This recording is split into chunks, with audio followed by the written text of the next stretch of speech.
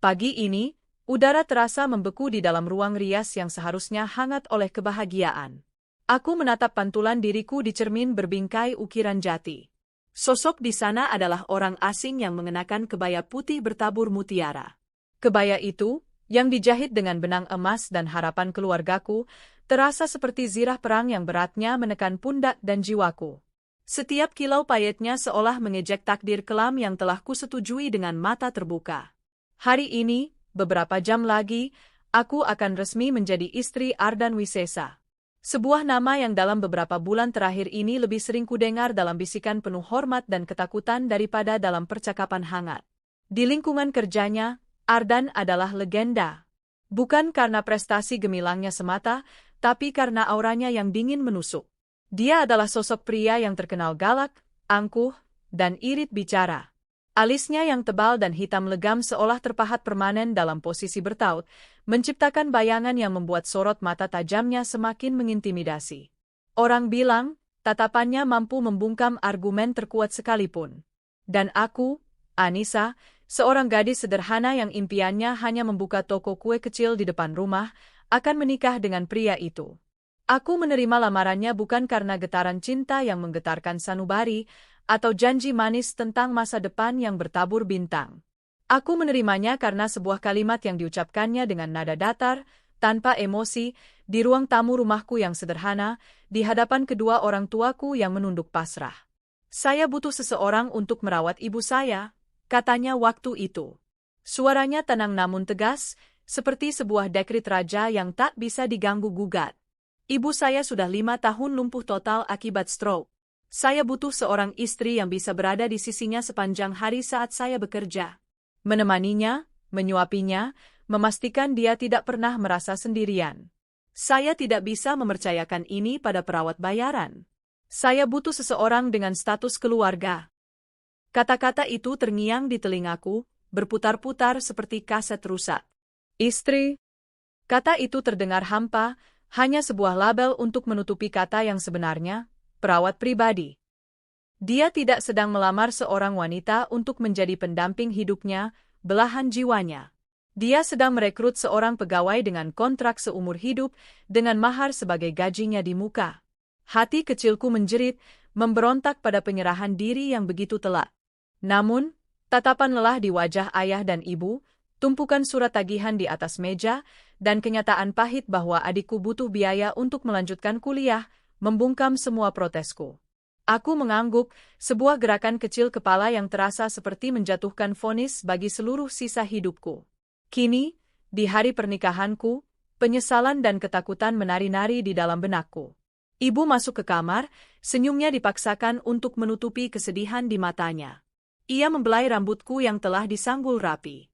Kamu akan baik-baik saja, enduk, bisiknya, lebih untuk meyakinkan dirinya sendiri daripada aku. Pak Ardan itu orang baik. Tanggung jawabnya besar. Aku hanya tersenyum tipis. Tanggung jawab. Ya, aku tahu dia bertanggung jawab. Dia bertanggung jawab pada ibunya, pada perusahaannya. Tapi apakah dia akan bertanggung jawab pada hatiku? Prosesi akad nikah berjalan seperti sebuah pertunjukan teater yang dingin dan kaku. Aku berjalan diapit kedua orang tuaku, melintasi karpet merah yang terasa seperti jalan menuju tiang gantungan. Semua mata menatapku, berbisik-bisik. Aku bisa menebak apa yang mereka pikirkan. Gadis desa beruntung bisa mendapatkan pengusaha kaya seperti Ardan. Mereka tidak tahu, di balik kemewahan ini, ada jiwa yang kugadaikan. Aku duduk di sampingnya, hanya terpisah oleh jarak beberapa sentimeter, namun terasa seperti jurang yang tak terseberangi.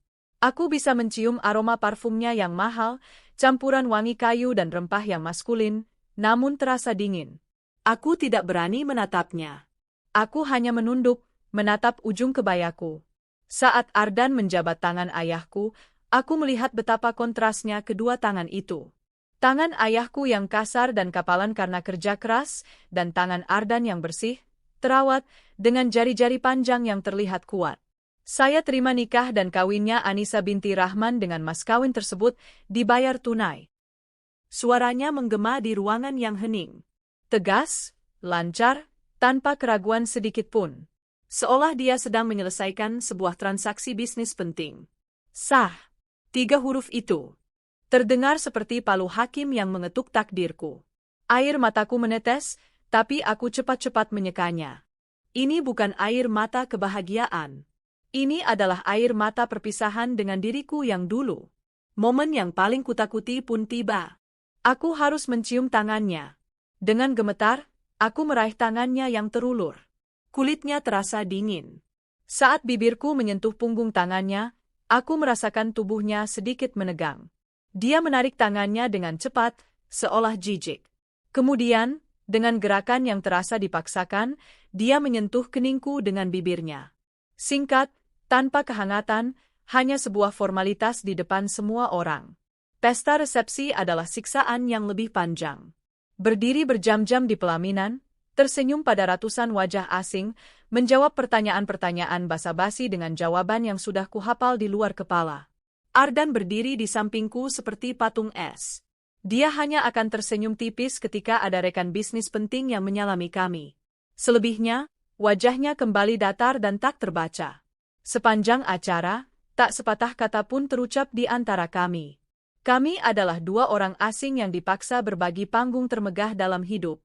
Malam akhirnya tiba, membawa serta selubung kegelapan dan ketakutan yang lebih pekat. Setelah perjalanan pulang yang diisi keheningan total, kami tiba di rumahnya. Sebuah rumah besar bergaya minimalis modern yang megah namun terasa kosong. Di dalamnya, perabotan mahal tertata rapi, lantai marmernya berkilauan, tapi tak ada jejak kehangatan sebuah rumah. Seorang asisten rumah tangga paruh baya menyambut kami. "Selamat datang, Tuan, Nyonya." Ardan hanya mengangguk, lalu menoleh padaku. "Bei Inah akan menunjukkan kamarmu. Aku ada beberapa email yang harus kuperiksa." Tanpa menunggu jawabanku, dia berlalu menuju ruang kerjanya. "Kamarmu, bukan kamar kita." Aku mengikuti Bei Inah menaiki tangga. Kamar yang ditunjukkannya luar biasa luas. Ada ranjang ukuran king size yang dihiasi kelopak mawar putih dan merah, sebuah sofa beludru di sudut, dan pintu kaca besar yang menuju ke balkon pribadi. Semua ini terasa seperti mimpi, tapi juga seperti penjara emas. 1 jam. 2 jam. Aku duduk di tepi ranjang, masih dalam balutan kebaya pengantin yang terasa semakin menyesakkan. Aku sudah membersihkan riasanku dan membiarkan rambutku tergerai. Setiap suara langkah di luar pintu membuat jantungku berdebar kencang. Aku sudah mempersiapkan diriku untuk kemungkinan terburuk. Aku adalah istrinya, dan aku tahu apa kewajiban seorang istri di malam pertama. Aku pasrah. Apapun yang akan terjadi, terjadilah. Aku hanya berharap dia tidak akan kasar. Tepat tengah malam, pintu kamarku terbuka. Bukan suara ketukan, hanya suara kenop pintu yang diputar perlahan. Ardan masuk. Dia sudah berganti pakaian dengan kemeja polo hitam dan celana bahan berwarna abu-abu. Wajahnya terlihat lelah, namun sorot matanya tetap tajam. Dia berdiri di tengah ruangan, menatapku dalam diam selama beberapa saat. Aku menunduk, tak sanggup membalas tatapannya. Atmosfer di dalam ruangan terasa begitu berat, udara seolah menipis.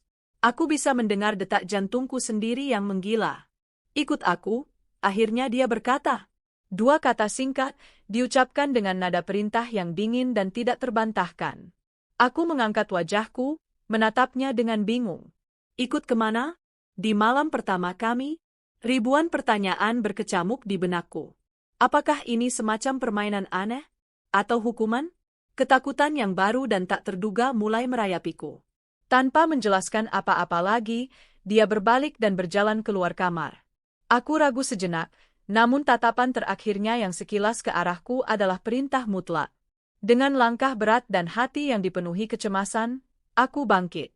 Kutinggalkan ranjang pengantin yang penuh taburan mawar itu, dan aku mengikuti langkah kaki suamiku menyusuri koridor yang remang-remang, menuju sebuah rahasia besar yang akan mengubah seluruh pandanganku tentangnya, tentang pernikahan ini, dan tentang arti pengorbanan. Malam pertamaku tidak akan diisi dengan gairah, tapi dengan sebuah pelajaran hidup yang menggetarkan jiwa. Koridor yang kami lalui terasa panjang dan sunyi. Hanya suara langkah kakinya yang mantap dan derap sandalku yang ragu-ragu di atas lantai marmer yang dingin. Dinding di sepanjang koridor dihiasi beberapa lukisan abstrak dan foto-foto keluarga dalam bingkai perak yang elegan. Aku melihat sekilas foto Ardan saat masih remaja, tersenyum lebar, sambil merangkul seorang wanita parubaya yang cantik dan seorang pria yang gagah. Mungkin itu ayah dan ibunya. Senyum di foto itu begitu tulus dan lepas, senyum dari seorang Ardan yang belum pernah kukenal. Kemana perginya senyum itu? Langkah Ardan berhenti di depan sebuah pintu kayu jati di ujung koridor, sedikit terpisah dari kamar-kamar lainnya. Aroma aneh mulai tercium, campuran yang khas dari minyak kayu putih, balsam, dan antiseptik. Aroma yang sering kutemui di rumah sakit atau panti jompo. Jantungku mulai berdebar lebih kencang. Firasatku mengatakan bahwa di balik pintu inilah alasan sesungguhnya dari pernikahan kami berada. Ardan tidak mengetuk. Ia memutar kenop pintu dengan sangat perlahan, seolah tak ingin menimbulkan suara sedikit pun. Pintu terbuka tanpa derit, menampakkan sebuah ruangan yang temaram. Hanya lampu tidur kecil di atas nakas yang menyala, memancarkan cahaya kuning lembut ke seluruh ruangan. Di tengah ruangan, di atas sebuah ranjang rumah sakit yang modern dan dapat diatur secara elektrik, terbaring sosok seorang wanita tua. Tubuhnya kurus, ditutupi selimut tebal hingga sebatas dada. Matanya terpejam, namun napasnya yang teratur menandakan ia hanya tertidur. Wajahnya tirus, namun masih menyisakan jejak kecantikan dari foto yang kulihat di koridor tadi. Inilah ibunya. Inilah pusat dari alam semesta Ardan. Aku hanya mampu berdiri mematung di ambang pintu, merasa seperti penyusup di sebuah ruang suci. Aku takut bahkan deru napasku akan mengganggu keheningan di sana. Ardan melangkah masuk, gerakannya begitu ringan nyaris tanpa suara. Dia tidak menoleh atau menyuruhku masuk. Seolah-olah, untuk saat ini, aku tidak ada. Dunianya menyempit, hanya ada dia dan wanita yang terbaring di ranjang itu. Bu, panggilnya dengan suara berbisik. Suara itu adalah sebuah kejutan terbesar bagiku malam itu. Semua kekerasan, ketajaman, dan kedinginan yang biasa kudengar dari suaranya lenyap tak berbekas. Yang tersisa adalah suara seorang anak lelaki yang penuh dengan kelembutan, kerinduan, dan cinta yang tak terbatas. Suara itu begitu murni, hingga membuat mataku terasa panas. Dia berjalan ke sisi ranjang dan duduk di kursi yang ada di sana. Selama beberapa menit, dia hanya duduk diam, menatap wajah ibunya yang tertidur lelap. Tangannya terulur, dengan sangat hati-hati, membelai pipi keriput ibunya. Gerakan jari-jarinya begitu lembut, seolah sedang menyentuh porselen yang paling rapuh. Lalu, apa yang terjadi selanjutnya adalah sebuah pemandangan yang akan terukir selamanya dalam ingatanku. Sebuah adegan yang meruntuhkan tembok prasangka dan ketakutan yang telah kubangun di sekeliling Ardan. Dia bangkit, berjalan ke kamar mandi kecil yang terhubung dengan kamar itu, dan kembali dengan membawa sebuah baskom berisi air hangat dan beberapa handuk bersih. Dia menyingsingkan lengan kemeja polonya hingga ke siku, menampakkan lengan bawahnya yang kokoh. Lalu, dengan kesabaran seorang santo, ia mulai membersihkan tubuh ibunya. Dia membuka selimut dengan hati-hati. Dimulai dari wajah, ia mengusapnya dengan handuk basah dengan gerakan memutar yang lembut. Lalu turun ke leher, ke kedua tangan yang terkulai lemas, membersihkan setiap sela jari dengan telaten. Tak ada ekspresi jijik, tak ada keraguan. Wajahnya yang biasanya kaku kini dihiasi ekspresi konsentrasi dan pengabdian yang total. Aku menahan napas saat melihatnya membuka kancing piyama ibunya. Dia membersihkan dada dan perut ibunya, lalu dengan cekatan memiringkan tubuh ringkih itu untuk membersihkan punggungnya. Dia melakukannya sendirian, gerakannya begitu terkoordinasi dan efisien, menandakan ini adalah ritual yang telah ia lakukan ratusan, bahkan ribuan kali. Puncak dari semua itu adalah momen yang membuatku benar-benar terdiam. Dengan raut wajah yang tak berubah, ia membuka dan mengganti popok dewasa yang dikenakan ibunya. Dia membersihkan bagian paling pribadi dari wanita yang telah melahirkannya itu dengan hormat dan kasih sayang yang sama seperti saat dia membersihkan wajahnya. Dia melakukannya tanpa canggung, memberinya bedak bayi agar kulitnya tidak lecet, lalu memasangkan popok yang baru dengan rapi. Aku syok. Kata itu bahkan tidak cukup untuk menggambarkan gejolak di dalam dadaku. Air mataku akhirnya jatuh, mengalir tanpa bisa kucegah. Lelaki ini, Ardan Wisesa, CEO yang ditakuti, Pria angkuh yang kata-katanya setajam silet, yang bahkan enggan menyentuh tanganku lebih dari sedetik, kini sedang melakukan pekerjaan yang paling intim dan merendahkan hati bagi ibunya. Di hadapanku, topeng besinya telah luruh sepenuhnya, menampakkan inti jiwanya yang paling murni, seorang anak yang baktinya tak terhingga. Dia bukan monster. Dia adalah malaikat pelindung bagi ibunya. Setelah mengganti piyama ibunya dengan yang baru dan bersih, dan menyelimutinya kembali, Ardan duduk di tepi ranjang. Tepat pada saat itu, kelopak mata sang ibu sedikit bergetar dan terbuka. Matanya yang sayu menatap Ardan, dan dari sudut matanya, setetes air mata mengalir. Tanpa suara, bibirnya bergerak-gerak seolah ingin mengatakan sesuatu. Lalu, isak tangis yang tertahan dan lirih mulai terdengar dari tenggorokannya. Ardan tidak panik. Reaksinya begitu sigap dan penuh kelembutan. Ia segera merengkuh kepala ibunya, memeluknya dengan lembut ke dadanya. Ibu kenapa? Mimpi buruk ya? Ada Ardan di sini, Bu. Ardan gak kemana-mana. Semuanya baik-baik saja, bisiknya berulang kali, suaranya menenangkan seperti alunan musik terapi. Ia mengelus rambut ibunya yang sudah memutih, menepuk-nepuk punggungnya dengan ritme yang teratur hingga isakan itu perlahan mereda, berganti dengan napas yang kembali tenang. Setelah memastikan ibunya kembali tertidur, Ardan dengan enggan melepaskan pelukannya. Ia menoleh ke arahku, yang masih berdiri membeku di ambang pintu dengan jejak air mata di pipi. Untuk pertama kalinya, tatapan matanya saat menatapku tidak lagi dingin. Ada kelelahan, kesedihan, tapi juga ada semacam pengertian di sana. Dia bangkit dan berjalan menghampiriku. Masuklah, katanya pelan. Aku melangkah masuk dengan ragu. Dia menunjuk ke arah ibunya. Dia Anissa, Bu, katanya, seolah berbicara pada ibunya yang tertidur. Istriku. Mulai sekarang, dia yang akan menemanimu saat Mas kerja. Dia yang akan menyuapimu makan. Dia orang baik, Bu. Saat itulah, semua kepingan puzzle jatuh pada tempatnya. Aku akhirnya mengerti. Pernikahan ini bukanlah sebuah penghinaan.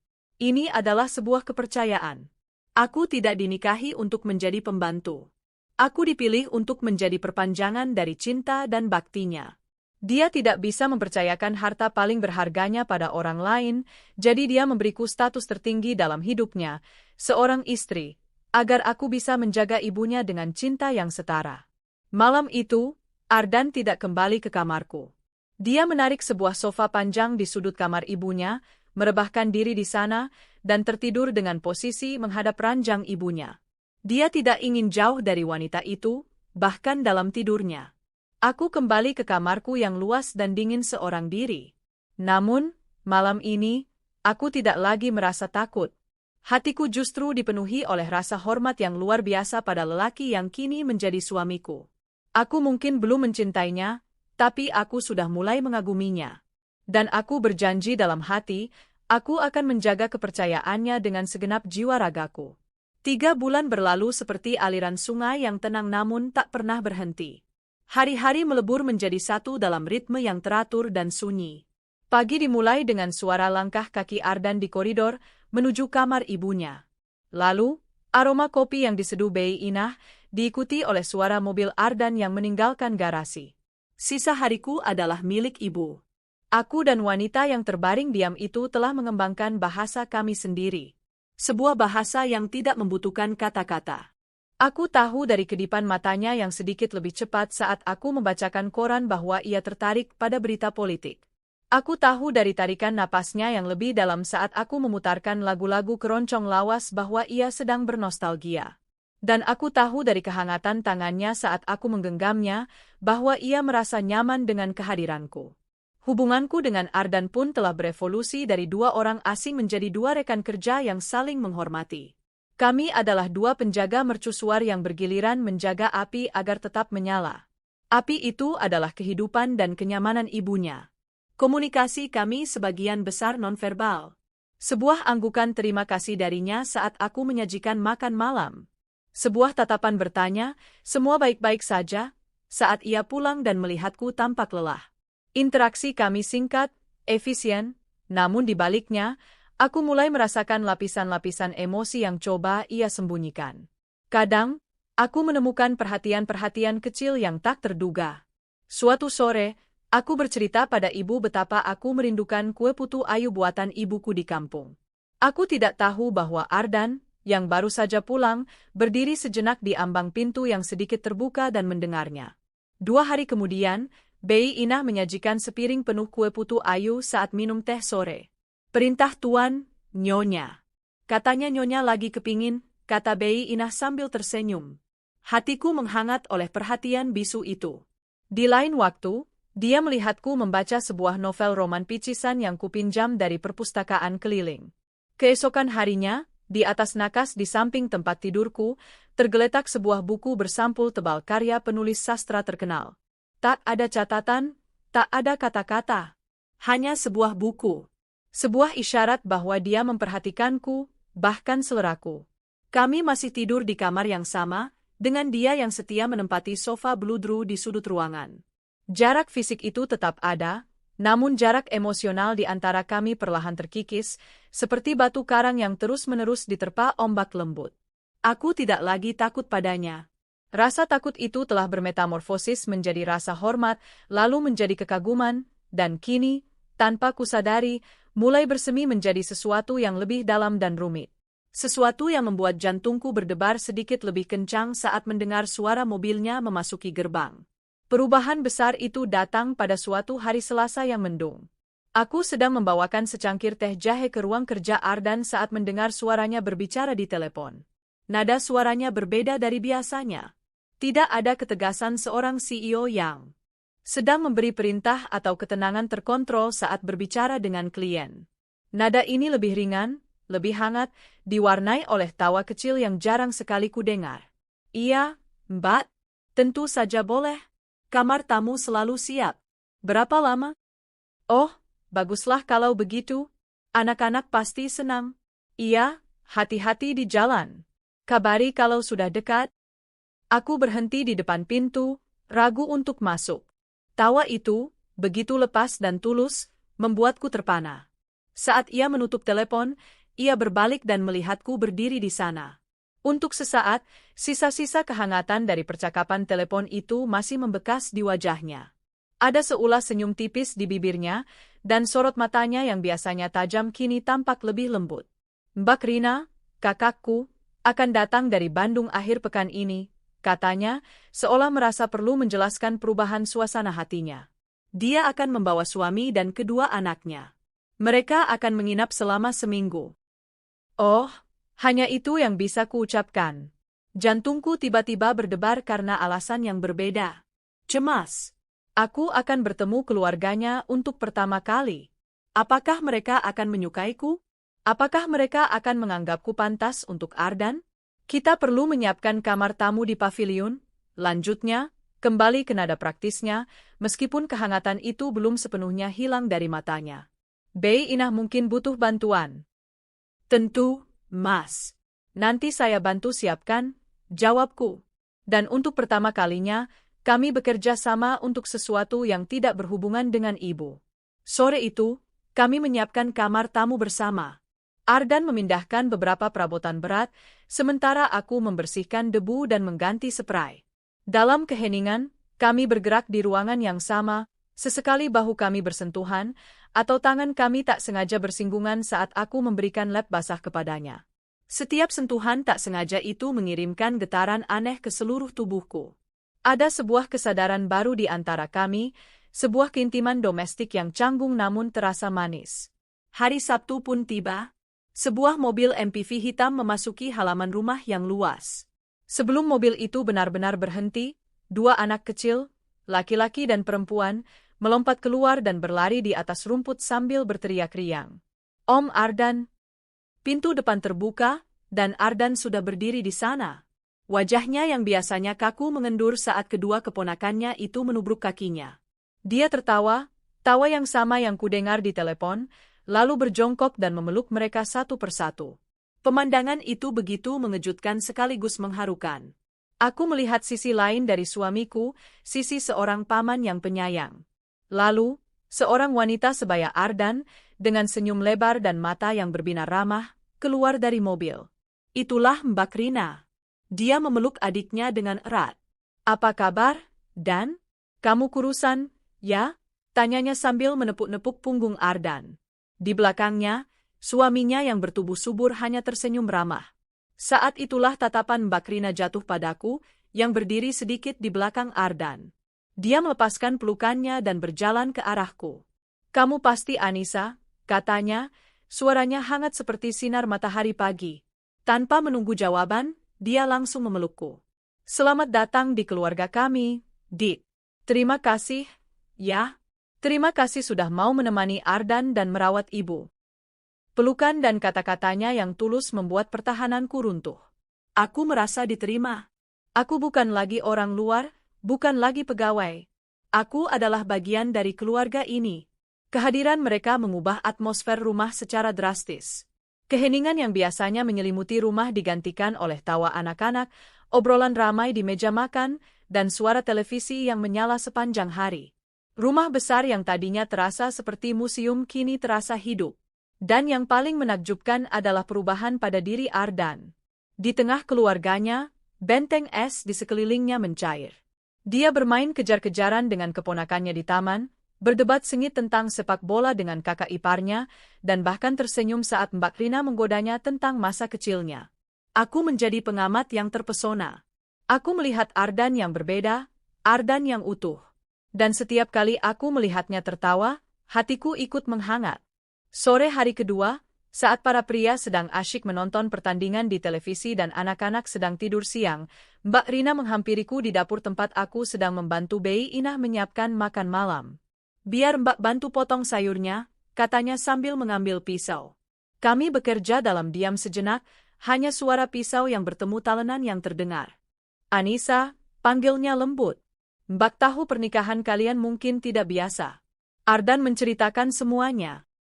Aku menegang, menghentikan gerakan tanganku. Jangan salah paham, lanjutnya cepat.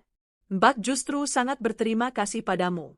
Kamu tahu, rumah ini sudah seperti rumah duka selama bertahun-tahun. Matanya menerawang. Sejak ibu sakit, dan apalagi sejak perempuan itu pergi, Ardan menutup dirinya dari dunia. Bella, mantan istrinya, dia meninggalkan Ardan tepat di saat paling sulit. Dia tidak tahan dengan tanggung jawab merawat ibu, dia bilang hidupnya jadi terkekang. Dia berselingkuh dan meminta cerai tanpa rasa bersalah. Kejadian itu menghancurkan Ardan. Dia merasa gagal sebagai suami yang tidak bisa mempertahankan istrinya, dan gagal sebagai anak yang tidak bisa memberikan menantu yang baik untuk ibunya. Mendengar cerita itu, hatiku terasa sakit untuk Ardan. Aku akhirnya mengerti sumber dari kedinginan dan kekakuannya. Itu bukan keangkuhan, melainkan perisai untuk melindungi hati yang sudah hancur berkeping-keping. Tapi sejak kamu datang, kata Mbak Rina, kini menatapku lekat dengan senyum tulus, Mbak lihat ada perubahan. Ardan memang masih pendiam, tapi tatapan matanya tidak lagi kosong. Ada kehidupan di sana. Kamu membawa ketenangan ke dalam rumah ini, ke dalam hidupnya. Terima kasih, ya. Malam itu, meja makan terasa lebih hangat dari biasanya. Kami makan malam bersama, diiringi cerita-cerita lucu Mbak Rina tentang kenakalan Ardan waktu kecil. Aku melihat Ardan tersipu malu, sebuah ekspresi yang tak pernah kubayangkan bisa kulihat di wajahnya. Setelah makan malam, kami semua berkumpul di ruang keluarga. Anak-anak akhirnya tertidur kelelahan di sofa.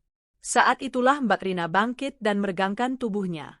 Dia menatap kamar ibunya, lalu menatap aku dan Ardan yang kebetulan sedang duduk agak berjauhan di sofa yang sama. Senyum penuh arti tersungging di bibirnya. Sudah malam, katanya. Malam ini, ibu biar jadi urusan Mbak dan Mas Emyo. Kami yang akan jaga. Kalian berdua pasti capek, apalagi Anissa yang setiap hari menjaga ibu. Dia berhenti sejenak, matanya yang jahil menatap kami bergantian. Istirahatlah di kamar kalian. Anggap saja kalian sedang bulan madu susulan. Kata-kata itu jatuh seperti batu ke kolam yang tenang, menciptakan riak-riak yang menggetarkan. Istirahat di kamar kalian. Bulan madu susulan. Implikasinya begitu besar dan jelas. Untuk pertama kalinya dalam 3 bulan, sofa di kamar kami tidak akan ditempati. Untuk pertama kalinya, ranjang besar itu akan menjadi tempat kami berdua. Udara di ruangan itu tiba-tiba terasa berat. Aku tak berani menatap Ardan, tapi aku bisa merasakan tatapannya padaku. Aku menunduk, merasakan darah berdesir panas ke pipiku. Keheningan yang canggung menyelimuti kami, begitu kontras dengan keramaian beberapa saat yang lalu. Jantungku mulai berdebar tak karuan, genderang perang antara rasa takut, malu, dan sebuah antisipasi aneh yang belum pernah kurasakan sebelumnya. Malam ini, sesuatu yang besar akan terjadi, dan aku tidak tahu apakah aku siap untuk. Kata-kata Mbak Rina menggantung di udara, syarat dengan makna yang begitu berat hingga terasa mengubah gravitasi di dalam ruangan. Istirahatlah di kamar kalian. Anggap saja kalian sedang bulan madu susulan. Sebuah kalimat sederhana yang diucapkan dengan nada menggoda, namun bagi aku dan Ardan, itu adalah sebuah dekrit yang meruntuhkan tatanan dunia sunyi yang telah kami bangun dengan susah payah selama 3 bulan terakhir. Dunia di mana ada batasan yang jelas, ada sofa sebagai garis demarkasi, ada keheningan yang berfungsi sebagai perisai. Malam ini, semua itu akan lenyap. Suasana riang di ruang keluarga seketika menguap.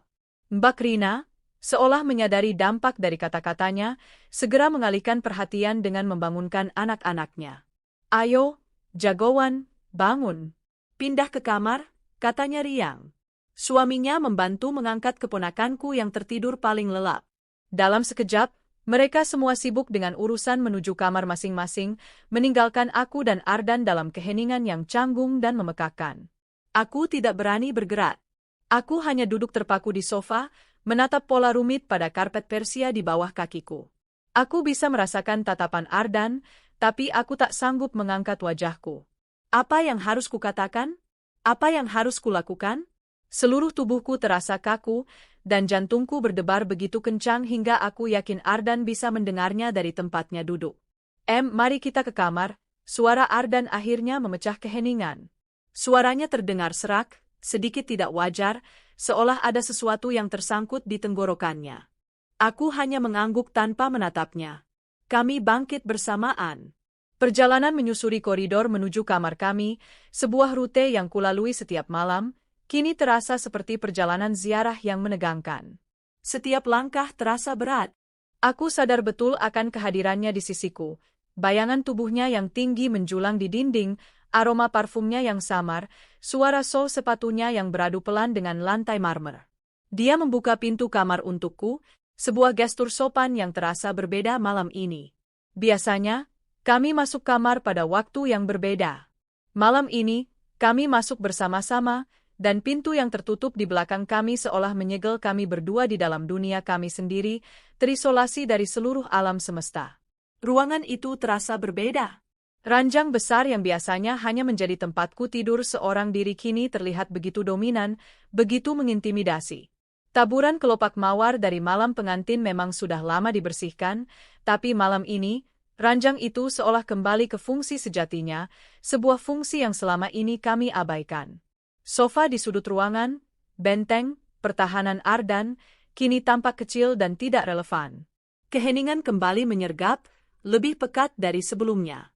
Aku berjalan ke meja rias, berpura-pura sibuk melepaskan jepit rambut, hanya untuk memberikan kesibukan pada tanganku yang gemetar. Dari pantulan cermin, aku bisa melihat Ardan berdiri kaku di dekat lemari.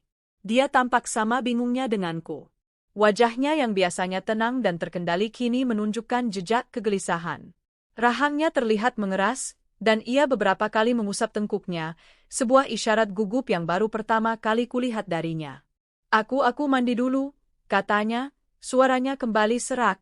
Dia mengambil handuk dan pakaian gantinya dari lemari lalu menghilang ke dalam kamar mandi. Suara pintu kamar mandi yang tertutup memberiku sedikit ruang untuk bernapas. Aku menyandarkan tanganku di meja rias, menatap pantulan wajahku yang pucat. Apa yang kuharapkan terjadi malam ini? Sebagian diriku, bagian yang logis dan takut, ingin semuanya berjalan seperti biasa. Mungkin dia akan mengambil bantal dan selimut lalu tidur di lantai.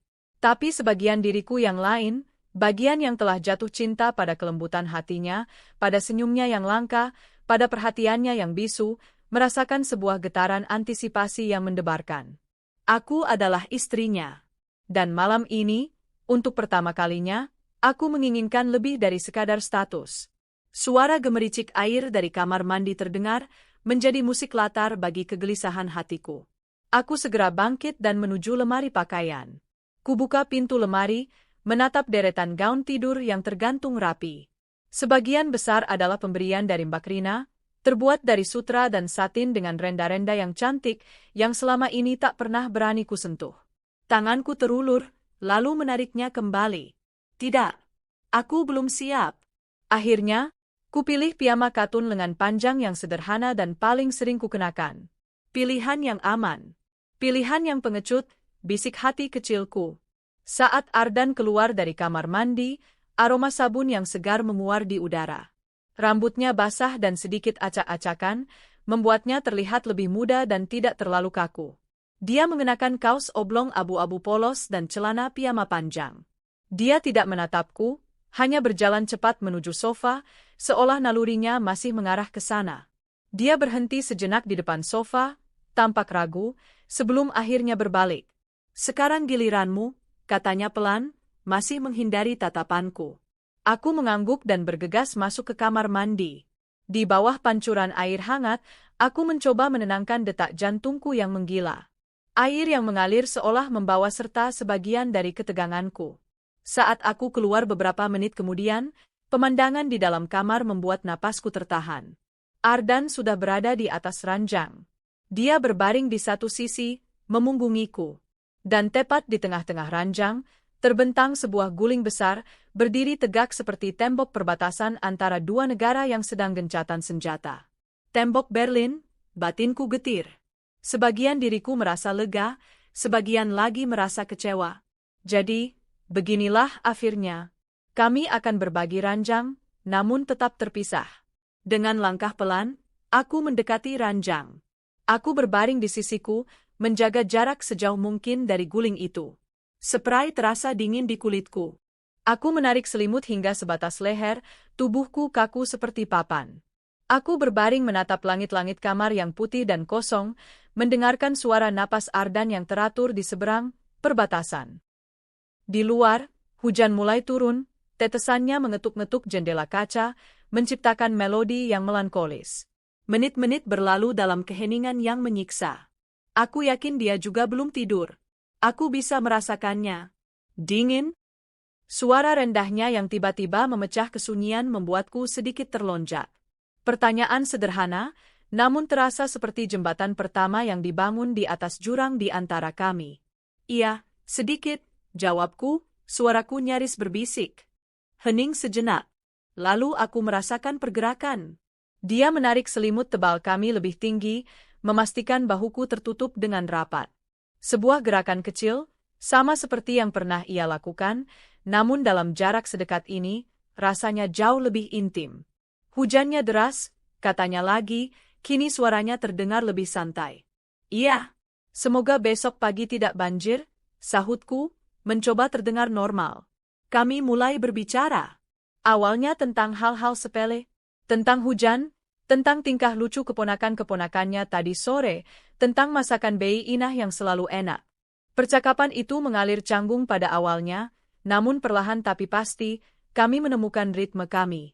Tembok es di antara kami mulai retak, mencair oleh kehangatan dari obrolan ringan yang tak pernah kami lakukan sebelumnya.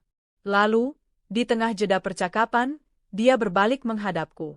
Aku masih menatap langit-langit, tapi aku bisa merasakan tatapannya padaku dalam temaram kamar. "Anissa?" panggilnya, nadanya kini berubah serius. Aku minta maaf."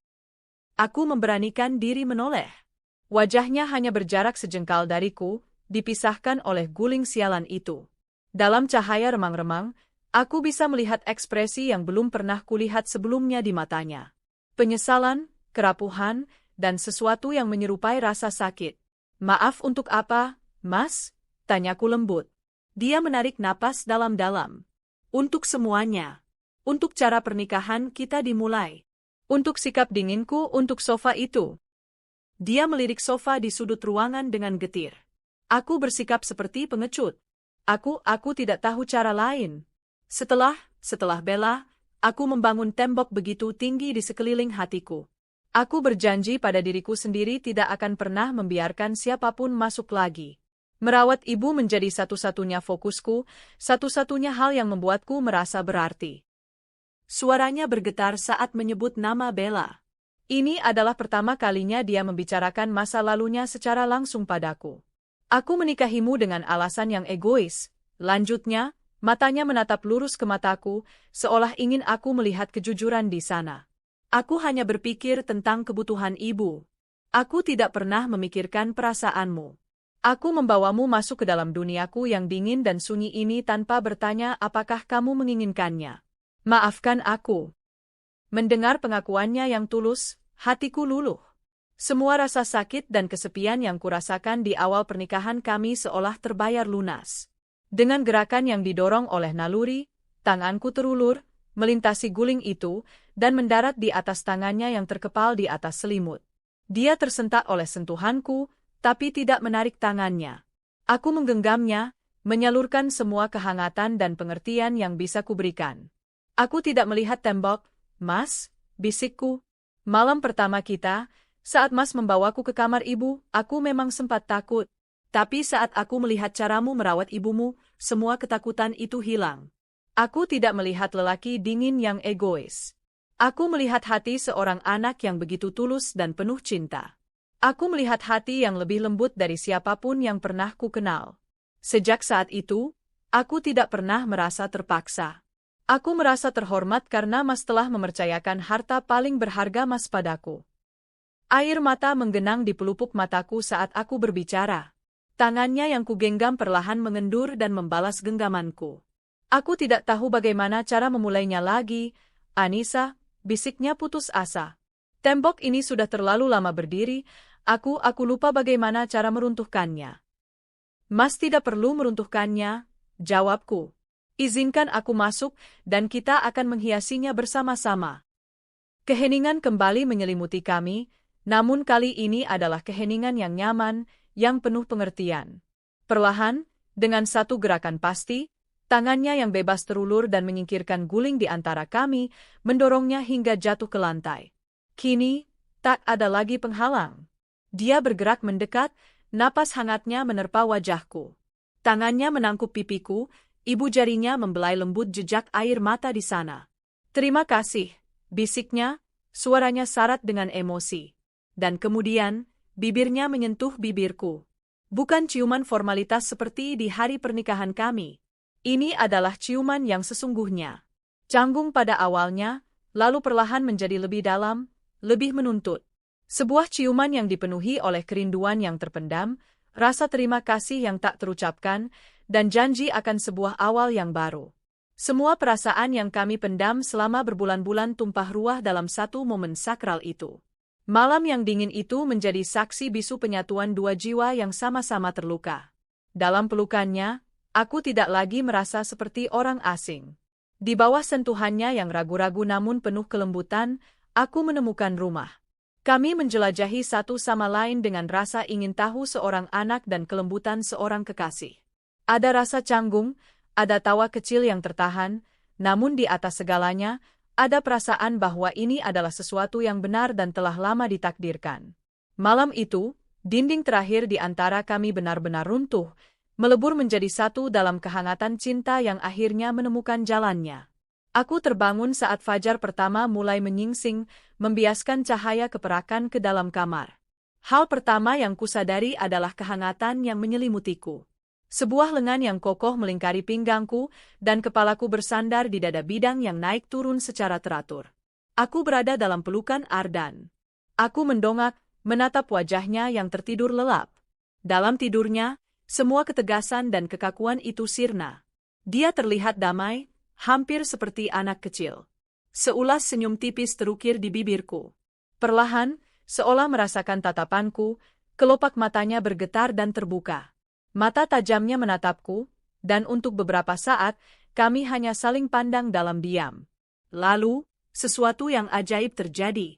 Sudut bibirnya terangkat, membentuk sebuah senyum yang tulus, hangat, dan ditujukan hanya untukku. Senyum pertama yang sesungguhnya. Selamat pagi, istriku, bisiknya, suaranya serak khas orang bangun tidur. Cara dia mengucapkan kata, istriku, berbeda dari sebelumnya. Tidak ada lagi nada formalitas atau kepemilikan yang dingin. Kata itu kini terucap dengan penuh kelembutan, kebanggaan, dan cinta. Air mataku kembali menetes, kali ini air mata kebahagiaan murni. Selamat pagi, suamiku, balasku. Dia menunduk dan mengecup keningku dengan lembut. Di pagi yang baru itu, dalam kehangatan pelukannya, aku tahu bahwa pernikahan dinginku telah berakhir. Fajar telah menyingsing, tidak hanya di luar jendela, tetapi juga di dalam hati kami, menjanjikan hari-hari yang penuh dengan cahaya dan kehangatan. Jiwa kami telah menyatu, tak terpisahkan lagi. Beberapa minggu setelah malam yang menyatukan jiwa kami, rumah besar yang tadinya terasa seperti istana es itu telah sepenuhnya mencair, berubah menjadi surga kehangatan yang tak pernah berani kuimpikan. Keajaiban tidak terjadi dalam semalam, melainkan dalam serangkaian momen-momen kecil yang berharga, yang merajut kembali hati kami yang compang-camping menjadi satu kesatuan yang utuh. Pagi hari tidak lagi dimulai dengan keheningan yang canggung. Aku akan terbangun, bukan oleh alarm, melainkan oleh kecupan ringan di keningku dan bisikan serak, "Selamat pagi, istriku," dari Ardan. Kami akan menyiapkan keperluan ibu bersama-sama. Dia yang mengangkat tubuh ibu untuk duduk, aku yang menyisir rambutnya. Gerakan kami sinkron, seolah kami telah melakukan tarian ini seumur hidup kami. Ada senyum yang kami bagi di atas kepala ibu, sebuah bahasa rahasia yang mengatakan, kita adalah tim. Sebelum berangkat kerja, pelukannya yang erat dan kecupannya yang dalam menjadi bekalku untuk menjalani hari. Perubahan terbesar adalah pada hal-hal yang tak terlihat. Suara tawa kini menjadi penghuni tetap di rumah kami. Ardan akan meneleponku di tengah jam sibuknya, bukan untuk menanyakan kondisi ibu, tapi hanya untuk mendengar suaraku. "Lagi apa?" tanyanya, dan dari nada suaranya aku tahu dia sedang tersenyum. Kami akan makan malam berdua di meja makan yang besar, bukan lagi dalam diam, melainkan berbagi cerita tentang hari kami masing-masing. Aku bercerita tentang ibu yang hari ini terlihat lebih cerah, atau tentang resep baru yang ingin kucoba. Dia bercerita tentang rapat yang alot, tentang proyek baru yang membuatnya bersemangat. Aku mulai mengenal dunianya, dan dia mulai memasuki duniaku. Sofa di sudut kamar kami kini telah kembali ke fungsi aslinya, hanya sebuah sofa. Terkadang kami duduk di sana bersama di malam hari, membaca buku sambil bersandar satu sama lain, atau sekadar menatap hujan di luar jendela sambil berpelukan. Benteng pertahanannya telah runtuh, dan di balik keruntuhan itu, aku menemukan seorang pria dengan hati yang luar biasa hangat, humor yang cerdas, dan cinta yang begitu dalam.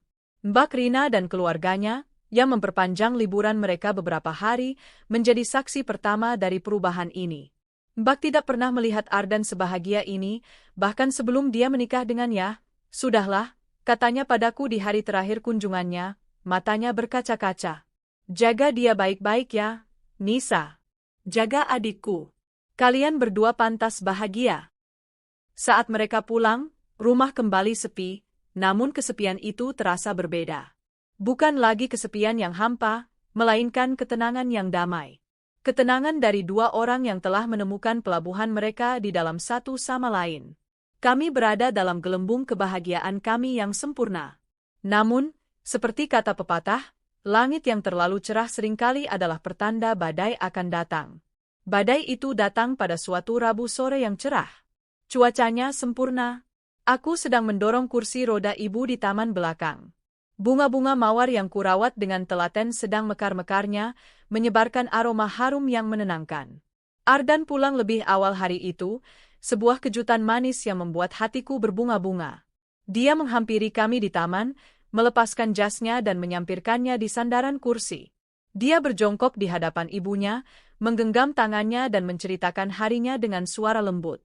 Lalu dia bangkit, berdiri di belakangku, dan memelukku dari belakang, meletakkan dagunya di pundakku.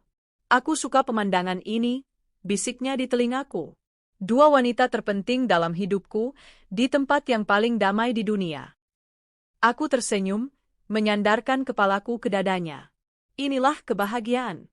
Sederhana, nyata, dan terasa begitu kokoh. Saat itulah, suara deru mesin mobil yang serak dan arogan merobek kedamaian sore itu. Suara itu begitu keras dan tidak pada tempatnya di lingkungan kami yang tenang. Sebuah mobil sport konvertible berwarna merah menyala berhenti mendadak di depan gerbang utama kami yang terbuka. Pintu mobil terbuka, dan sesosok wanita melangkah keluar. Wanita itu seperti karakter yang keluar dari majalah mode. Gaun ketat berwarna hitam yang memeluk tubuhnya dengan sempurna, sepatu hak setinggi langit yang beradu dengan jalanan aspal, kacamata hitam besar yang menutupi separuh wajahnya, dan tas tangan dari merek desainer ternama yang bergelayun di lengannya. Setiap langkahnya memancarkan aura arogansi dan kepercayaan diri yang berlebihan. Saat dia melepaskan kacamatanya, hatiku mencelos. Aku pernah melihat wajah itu di beberapa album foto lama yang tersimpan di gudang. Wajah yang sama dari wanita yang tersenyum di sisi Ardan, sebelum senyum Ardan menghilang. Bella. Dia berjalan memasuki halaman kami seolah-olah tempat ini adalah miliknya. Matanya menyapu taman, rumah megah kami, lalu berhenti pada kami bertiga. Ada kilat aneh di matanya saat melihat Ardan memelukku. Dia tersenyum, senyum yang tajam dan predator. Sayang, aku kembali, sapanya, suaranya semanis madu beracun. Dia sama sekali tidak memedulikanku, tatapannya terkunci pada Ardan, seolah aku hanyalah bayangan tak kasat mata. Pelukan Ardan di tubuhku mengencang. Aku bisa merasakan seluruh ototnya menegang. Kehangatan yang tadi kurasakan lenyap, digantikan oleh hawa dingin yang menusuk. Dia melepaskan pelukannya perlahan dan berbalik menghadap Bella. Wajahnya yang tadinya santai dan penuh cinta kini berubah menjadi topeng es yang dulu begitu kutakuti. Mau apa kamu kesini? Tanya Ardan, suaranya datar dan tanpa emosi. Bella tertawa kecil, tawa yang dibuat-buat. Tentu saja untuk menemuimu, sayang. Aku dengar kamu sudah menikah lagi. Aku tidak percaya. Jadi, aku harus melihatnya sendiri. Pandangannya akhirnya beralih padaku, menilaiku dari ujung rambut hingga ujung kaki dengan tatapan menghina. Oh, jadi ini orangnya. Dia berhenti sejenak, senyumnya melebar menjadi seringai. Istri? Maksudmu, perawat baru yang kau beri status lebih tinggi? Hinaan itu terasa seperti tamparan. Darahku berdesir panas, tapi aku menahan diri untuk tidak mengatakan apa-apa. Aku hanya berdiri diam, mencoba memancarkan kekuatan yang tidak kumiliki. Ardan melangkah maju, tubuhnya yang tinggi kini berdiri di antara aku dan Bella, menjadi perisai hidup bagiku. Jaga bicaramu, desisnya, suaranya rendah dan berbahaya. Dia Anissa, istriku, dan kamu tidak punya hak apapun untuk berada di sini. Urusan kita sudah selesai bertahun-tahun yang lalu. Sekarang, pergilah. Bella tampak terkejut oleh penolakan yang begitu telak.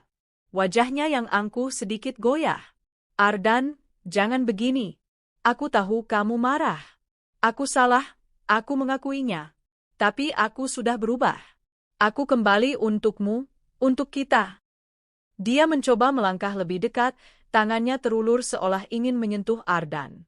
Jangan sentuh aku, hardik Ardan, mundur selangkah. Pergilah, Bella, sebelum aku memanggil satpam untuk mengusirmu.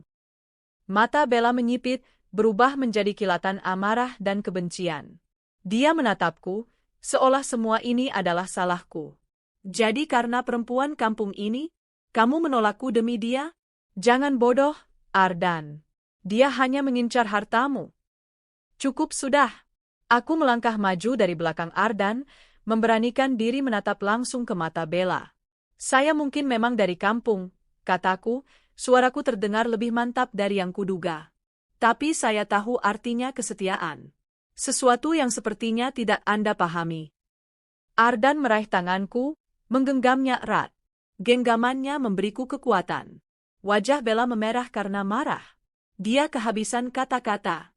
Dengan tatapan terakhir yang penuh janji pembalasan, dia berbalik, menghentakkan kakinya, masuk ke dalam mobilnya dan pergi dengan deru mesin yang sama arogannya seperti saat dia datang. Kedamaian sore itu telah hancur. Ardan masih berdiri kaku, napasnya terengah-engah karena amarah yang tertahan. Aku meremas tangannya dengan lembut. Mas, panggilku. Dia berbalik menatapku, topeng esnya langsung luruh, digantikan oleh ekspresi cemas dan penyesalan. Kamu tidak apa-apa? Maafkan aku. Seharusnya aku... Aku meletakkan jariku di bibirnya. Aku tidak apa-apa. Kita tidak apa-apa. Malam itu, untuk pertama kalinya, Ardan menceritakan segalanya tentang Bella. Bukan hanya fakta, tapi juga rasa sakitnya. Rasa malu saat mengetahui perselingkuhan istrinya, keputusasaan saat Bella mengemasi barang-barangnya sambil menuduhnya membosankan, dan kehancuran saat dia harus memberitahu ibunya yang baru saja sakit bahwa menantu kesayangannya telah pergi. Dia mengambil semua cahayaku, Anissa, katanya, suaranya parau. Dan saat aku sudah terbiasa dengan kegelapan, kamu datang. Kamu datang dan menyalakan lilin. Lalu kamu menyalakan lampu. Sekarang, seluruh duniaku terang benderang karenamu. Aku tidak akan membiarkan bayangan dari masa lalu itu meredupkannya lagi. Tidak akan pernah. Dia memelukku erat, dan dalam pelukannya, aku merasa aman. Aku percaya padanya. Tapi aku tidak tahu, bayangan itu jauh lebih licik dan nekat dari yang kami duga. Hari-hari berikutnya menjadi ajang teror psikologis dari Bella. Dia mengirimkan buket bunga lili putih, bunga kesukaan ibu, ke rumah kami setiap hari dengan catatan, semoga lekas sembuh, dari menantumu, Bella. Dia, secara kebetulan, muncul di restoran tempat Ardan biasa makan siang dengan klien. Dia menelepon ponsel Ardan berkali-kali hingga Ardan terpaksa memblokir nomornya. Setiap usahanya disambut dengan dinding keacuhan dari Ardan, yang justru membuat Bella semakin frustrasi dan kalap. Saat itulah, dia menemukan pionnya. Dani, sopir pribadi Ardan yang baru bekerja sekitar 6 bulan. Dani adalah pemuda dari desa, sedikit lugu, dan matanya selalu berbinar setiap kali melihat kemewahan. Aku beberapa kali melihatnya memandangi mobil sport Bella dengan tatapan kagum saat wanita itu nekat menunggu di depan gerbang kantor Ardan. Bella, dengan insting predatornya, melihat kelemahan itu. Dia melihat pion yang bisa ia korbankan. Aku tidak tahu kapan dan bagaimana dia mendekati Dani. Tapi aku mulai merasakan perubahan pada diri sopir itu. Dia yang tadinya banyak bicara dan ceria, kini menjadi lebih pendiam dan sering terlihat gelisah. Dia sering menerima telepon secara sembunyi-sembunyi, menjauh dengan gugup setiap kali aku atau Ardan berada di dekatnya. Firasatku mulai tidak enak. Kecurigaanku terbukti pada suatu sore yang mendung. Aku sedang mencari vas bunga cadangan di gudang belakang, yang letaknya dekat dengan paviliun tempat para staf tinggal, termasuk Dani. Pintu kamar Dani sedikit terbuka, dan aku mendengar suaranya berbicara di telepon dengan nada berbisik namun mendesak. Iya, Bu Bella, saya mengerti. Tapi apa ini tidak terlalu berbahaya? Baik, baik. Nanti malam di lobi Hotel Imperial. Saya akan coba bujuk Tuan Ardan untuk datang ke sana dengan alasan ada dokumen mendesak dari klien yang tertinggal. Iya, saya pastikan dia datang sendiri. Ibu siapkan saja kameranya. Baik, Bu. Jantungku serasa berhenti berdetak. Kakiku lemas. Jadi ini rencananya. Jebakan. Mereka akan menjebak suamiku. Mereka akan menciptakan skandal untuk menghancurkan pernikahan kami. Rasa dingin yang menusuk menjalari tulang punggungku. Ini bukan lagi sekadar gangguan dari seorang mantan istri yang cemburu. Ini adalah sebuah konspirasi jahat yang terencana. Tanpa menimbulkan suara, aku mundur perlahan. Vas bunga sudah tak ada lagi dalam pikiranku. Yang ada hanyalah wajah Ardan. Aku harus memberitahunya.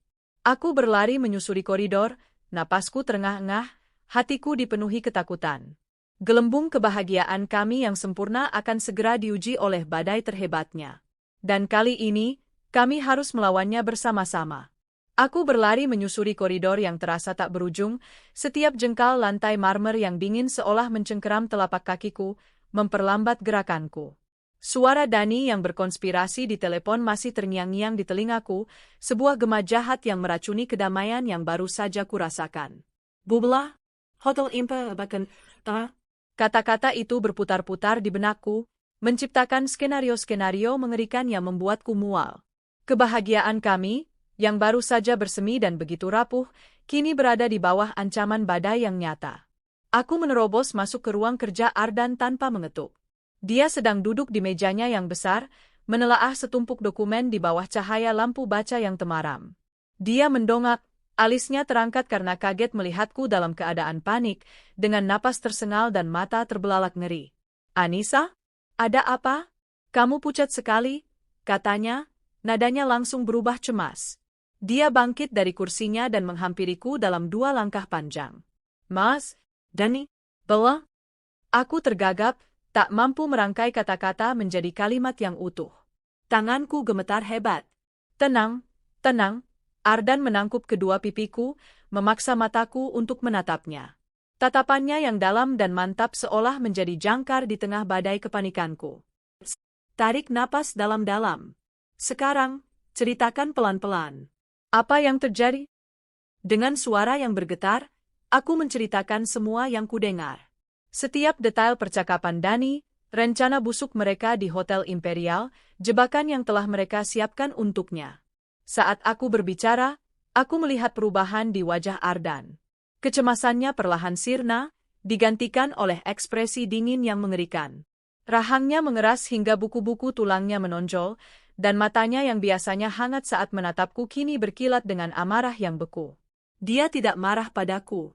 Ini adalah amarah seorang raja yang wilayahnya diusik, amarah seorang suami yang istrinya dibuat ketakutan.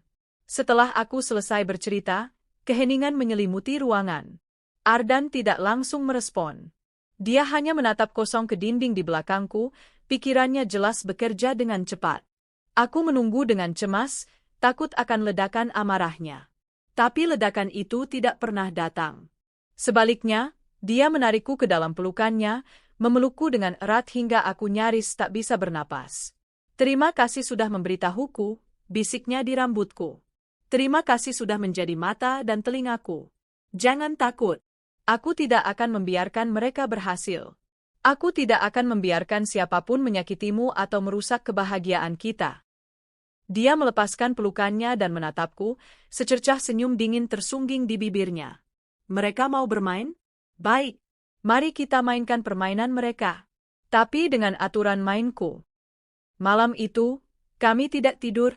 Kami duduk berdampingan di ruang kerjanya, bukan lagi sebagai suami istri yang dimabuk cinta, melainkan sebagai dua sekutu yang sedang menyusun strategi perang.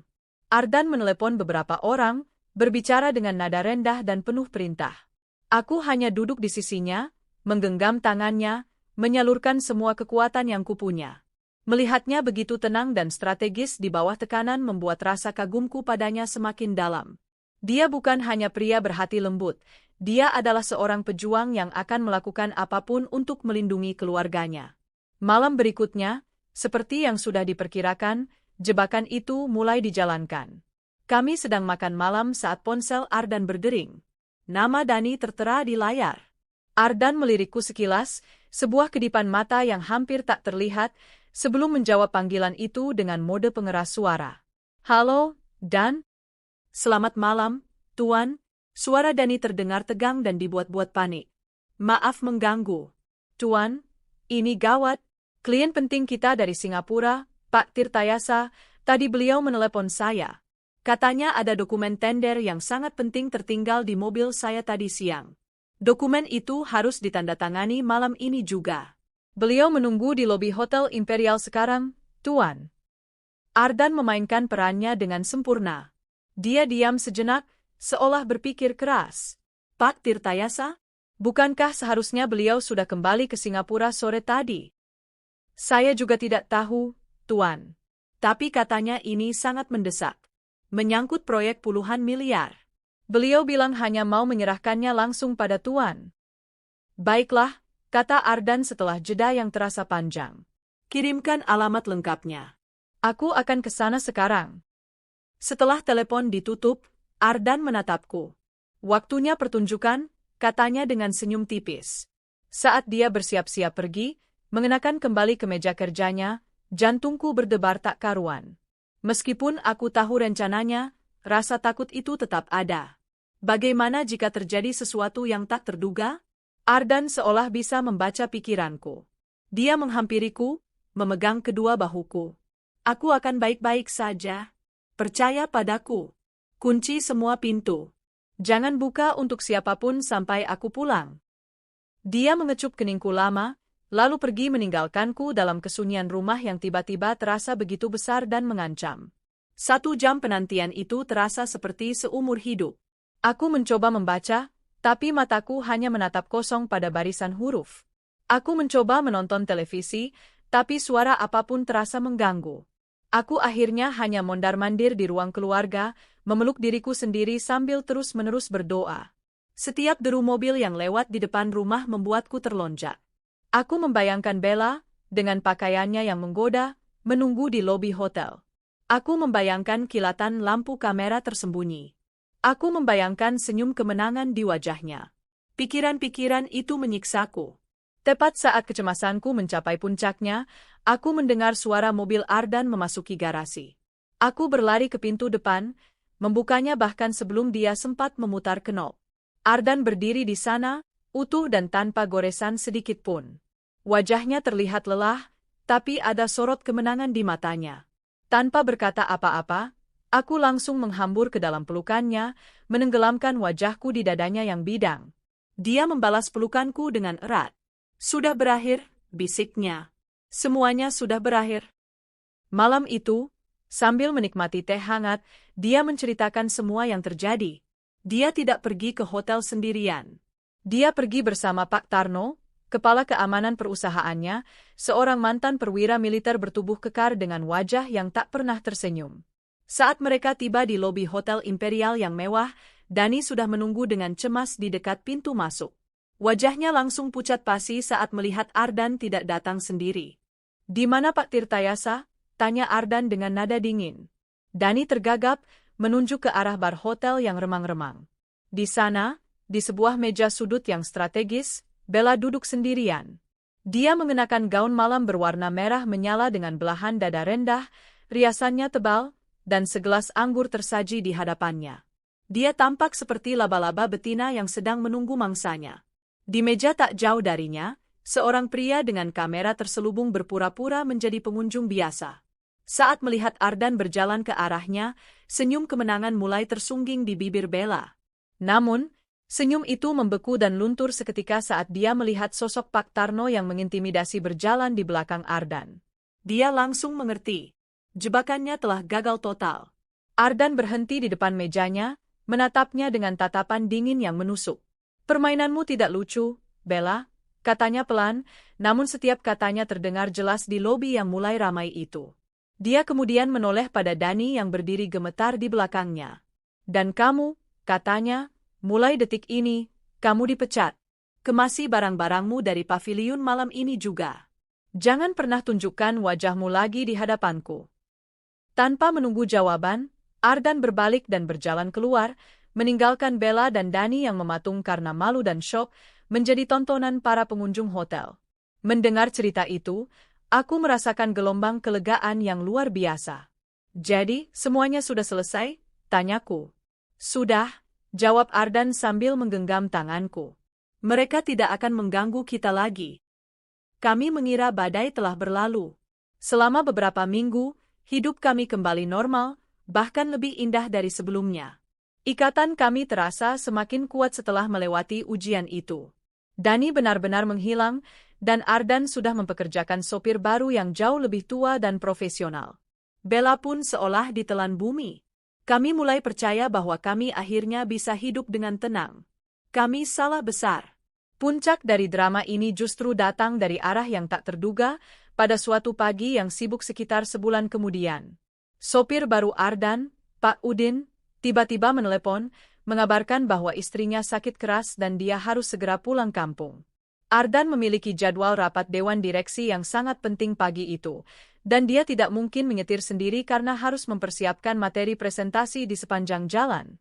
"Sial," umpat Ardan sambil melihat jam tangannya. Semua layanan taksi premium sudah penuh dipesan. Dia tampak berpikir keras, raut wajahnya menunjukkan frustrasi. Tiba-tiba, sebuah ide terlintas di benaknya. "Aku akan coba hubungi Dani," katanya. Aku yang sedang membantunya memasang dasi, langsung menegang. "Mas, untuk apa? Apa itu ide yang bagus?" "Hanya untuk pagi ini saja," katanya cepat. "Ini keadaan darurat. Aku tidak peduli dengan masalah pribadi kami, yang kubutuhkan hanya sopir yang tahu jalan dan bisa diandalkan untuk sampai tepat waktu. Setidaknya aku tahu di mana kontrakannya. Ini murni urusan profesional." Meskipun hatiku terasa tidak enak, Aku bisa melihat keputusasaan di matanya. Aku hanya bisa mengangguk pasrah. Ardan mengambil kunci mobilnya sendiri. Aku akan jemput dia. Lebih cepat begitu. Dan dia pun pergi. Aku menatap kepergiannya dari jendela dengan perasaan cemas yang tak bisa dijelaskan. Firasatku mengatakan sesuatu yang buruk akan terjadi. Setengah jam kemudian, ponselku berdering. Itu Ardan. Anissa, suaranya terdengar aneh, datar dan kosong. Mas, ada apa? Apa Mas baik-baik saja? Di mana Dani? Tanyaku bertubi-tubi. Hening sejenak di seberang sana. Lalu dia berkata dengan suara yang lelah, aku akan langsung ke kantor naik taksi. Aku sudah tidak butuh sopir. Dan, sepertinya kita perlu bicara saat aku pulang nanti. Telepon pun ditutup, meninggalkanku dengan ribuan pertanyaan dan rasa cemas yang semakin menjadi-jadi. Malamnya, saat Ardan pulang, wajahnya terlihat begitu lelah dan muak. Dia duduk di sofa dan menceritakan apa yang ditemukannya pagi itu. Dia tiba di alamat kontrakan Dani, sebuah gang sempit di lingkungan padat penduduk. Pintu kamar kontrakan itu sedikit terbuka. Mengira Dani masih tertidur, Ardan mendorong pintu itu sambil memanggil namanya. Pemandangan di dalam kamar itu, katanya, adalah pemandangan paling menjijikkan yang pernah ia lihat. Ruangan itu berantakan dan kotor. Dan di tengah kekacauan itu, Bella keluar dari kamar mandi yang sempit, hanya mengenakan handuk yang melilit tubuhnya asal-asalan. Rambutnya basah dan acak-acakan, sisa riasannya luntur di wajahnya. Dia membeku seperti patung saat melihat Ardan berdiri di ambang pintu. Pada saat yang bersamaan, Dani muncul dari balik tirai yang memisahkan ruang tidur, bertelanjang dada dan hanya mengenakan celana dalam. Tak perlu ada penjelasan. Semuanya sudah jelas. Hubungan mereka tidak berhenti setelah jebakan di hotel gagal. Rasa frustrasi, kesepian, dan mungkin keserakahan telah menyatukan mereka dalam hubungan terlarang yang kotor. Rencana mereka untuk menjebak Ardan telah menjadi bumerang, menjebak mereka berdua dalam kubangan lumpur yang mereka ciptakan sendiri. Ternyata, Dani mau diajak bekerja sama dengan syarat Bella mau tidur dengannya. Satu kali mencoba, mereka justru ketagihan. Ardan bilang, dia tidak mengatakan sepatah kata pun. Dia hanya menatap kedua orang itu dengan tatapan paling dingin dan paling menghina yang bisa ia berikan, lalu berbalik dan pergi, meninggalkan mereka dalam aib dan keterkejutan mereka, dengan pintu yang terbuka lebar untuk disaksikan para tetangga yang mulai penasaran. Jebakan mereka memang telah gagal total. Tapi bukan karena strategi kami, melainkan karena mereka telah hancur oleh nafsu dan kebusukan hati mereka sendiri. Ardan selesai bercerita saat malam telah larut. Dia duduk di hadapanku di sofa ruang keluarga, secangkir teh di tangannya yang sudah mendingin, tak tersentuh. Wajahnya tidak lagi menunjukkan amarah, hanya kelelahan yang mendalam dan rasa muak yang tak terhingga. Pemandangan di kamar kontrakan itu seolah telah menguras sisa-sisa emosinya terhadap masa lalunya, meninggalkannya kosong. Aku bangkit dari tempat dudukku, menghampirinya, dan berlutut di hadapannya. Kuambil cangkir teh dari tangannya dan kuletakkan di meja. Lalu, kuraih kedua tangannya yang terasa dingin dan kugenggam dengan erat. Sudah selesai, Mas, bisikku. Semua mimpi buruk itu sudah berakhir. Dia menatapku, matanya yang lelah mencari kebenaran dalam mataku. Aku menyeretmu ke dalam kekacauan ini, Anissa. Ke dalam drama busuk dari masa laluku. Seharusnya kamu tidak perlu mengalami semua ini. Ada nada sesal yang begitu dalam di suaranya, sebuah rasa bersalah yang menusuk hatiku. Aku menggelengkan kepala dengan kuat. Jangan pernah berkata begitu, kataku tegas namun lembut. Aku tidak pernah menyesal. Menghadapi semua ini bersamamu, itu justru membuatku sadar betapa kuatnya kita saat bersama. Itu membuatku semakin mencintaimu. Dia menarikku ke dalam pelukannya, membenamkan wajahnya di lekuk leherku. Aku bisa merasakan getaran dari isak tangis yang coba ia tahan. Malam itu, untuk pertama kalinya, aku melihatnya menangis. Bukan tangisan kesedihan, melainkan tangisan kelegaan. Seolah bendungan yang telah ia bangun selama bertahun-tahun untuk menahan semua rasa sakit dan pengkhianatan akhirnya jebol, dan air bah itu membersihkan semua luka lamanya hingga tak bersisa. Aku hanya memeluknya, membelai punggungnya, membiarkannya melepaskan semua beban itu hingga ia siap untuk memulai lembaran yang baru, yang benar-benar bersih, bersamaku. Kabar tentang nasib akhir Bella dan Dani sampai ke telinga kami beberapa hari kemudian, bukan melalui berita atau gosip, melainkan melalui cerita Bu Santi, tetangga sebelah kami yang ramah dan sering berbagi kue denganku. Suatu sore, dia datang berkunjung dengan membawa sepiring bolu pisang hangat. "Nyonya Anissa, ada kabar heboh dari kampung sebelah," katanya dengan suara berbisik penuh konspirasi saat kami duduk di teras. Dia lalu menceritakan dengan detail bagaimana warga di sekitar kontrakan Dani, yang sudah lama curiga dengan aktivitas di sana, akhirnya menggerebek tempat itu. Mereka menemukan Dani dan Bella dalam keadaan yang tidak pantas. Aib mereka yang tadinya hanya disaksikan oleh Ardan, kini menjadi tontonan publik. Menurut cerita Bu Santi, mereka diarak keliling kampung sebagai hukuman sosial sebelum akhirnya diserahkan ke pihak berwajib atas laporan dari pemilik kontrakan yang merasa nama baik lingkungannya tercemar. Aku mendengarkan cerita itu dengan perasaan campur aduk. Tidak ada rasa kemenangan atau kepuasan. Yang ada hanyalah rasa kasihan dan kesedihan melihat dua manusia yang telah menghancurkan hidup mereka sendiri karena jalan yang salah. Mereka telah menuai apa yang mereka tabur. Setelah kejadian memalukan itu, keduanya menghilang tanpa jejak, ditelan oleh aib mereka sendiri. Nama mereka tak pernah lagi terdengar di kehidupan kami. Bayangan dari masa lalu itu telah benar-benar sirna, berubah menjadi debu yang tertiup angin. Dengan lenyapnya ancaman terakhir, sebuah era kedamaian yang sesungguhnya dimulai di rumah kami. Udara terasa lebih ringan, cahaya matahari yang masuk melalui jendela seolah lebih cerah. Namun, aku sadar bahwa untuk benar-benar memulai awal yang baru, kami perlu menghapus jejak-jejak terakhir dari masa lalu yang kelam. "Mas," kataku pada Ardan suatu akhir pekan. "Aku punya ide."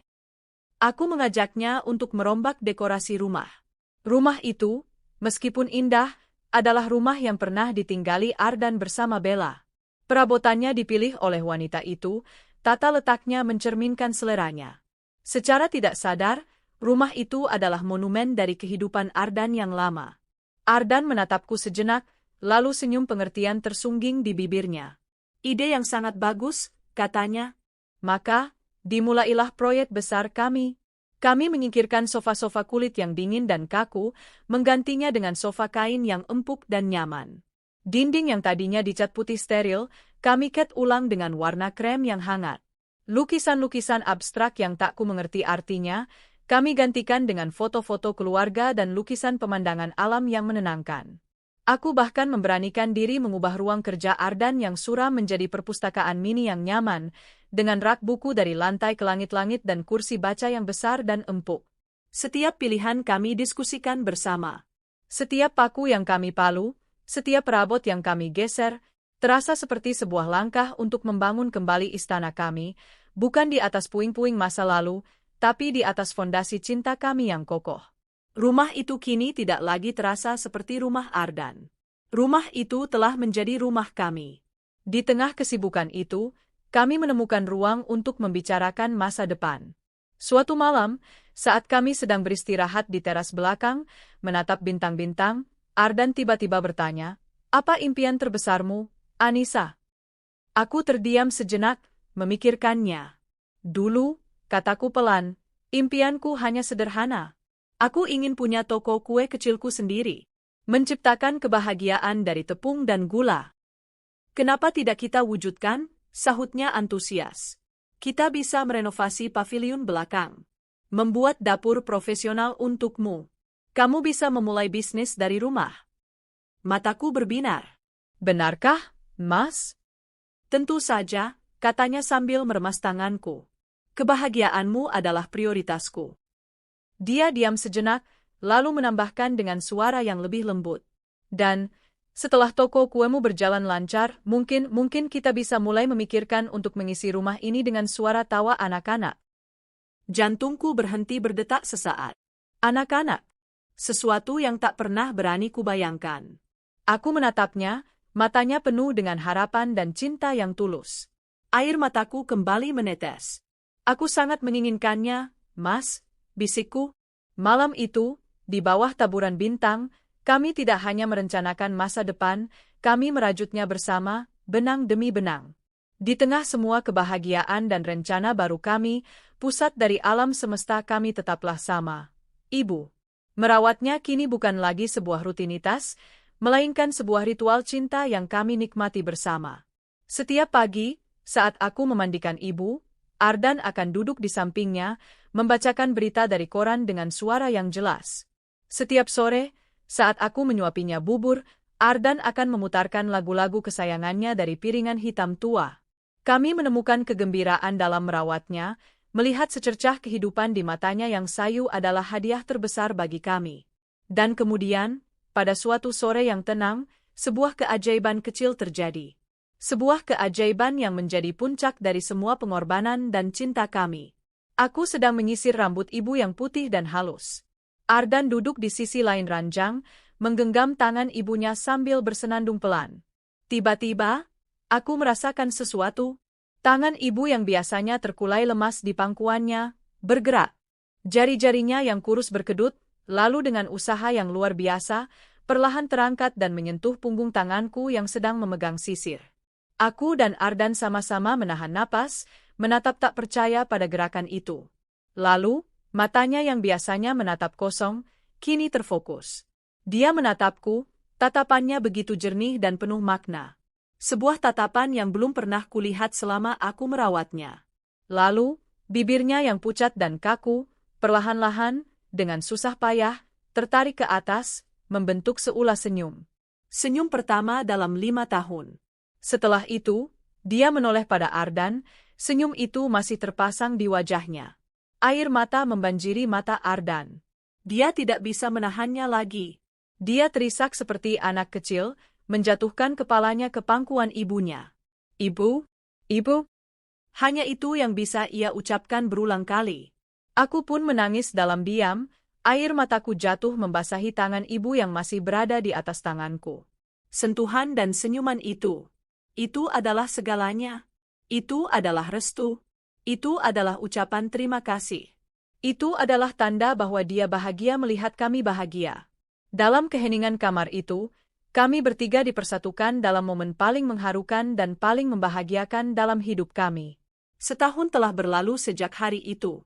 Kini, aroma vanila dan kayu manis seringkali menguar dari dapur paviliun belakang.